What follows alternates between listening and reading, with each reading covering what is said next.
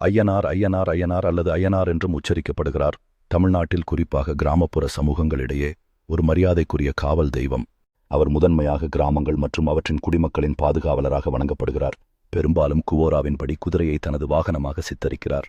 மக்களையும் அவர்களின் சொத்துக்களையும் தீய சக்திகளிடமிருந்து பாதுகாக்கும் ஒரு சக்தி வாய்ந்த நிறுவனமாக ஐயனார் கருதப்படுகிறார். கிராமங்களில் ஐயனாரின் வணக்கங்கள் நடைபெறும் போது உள்ளூர் மக்கள் அவர் மீது உள்ள நம்பிக்கையை பகிர்ந்து கொள்கின்றனர்.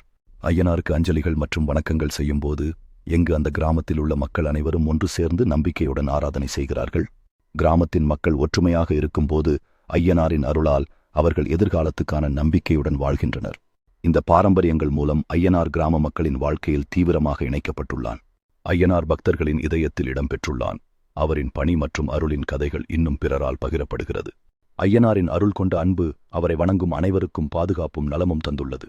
ஐயனாரின் கதை மற்றும் கதை பண்பழக்கங்கள் இளைஞர்களுக்கு வலிமையும் அடையாளமும் அளிக்கின்றன.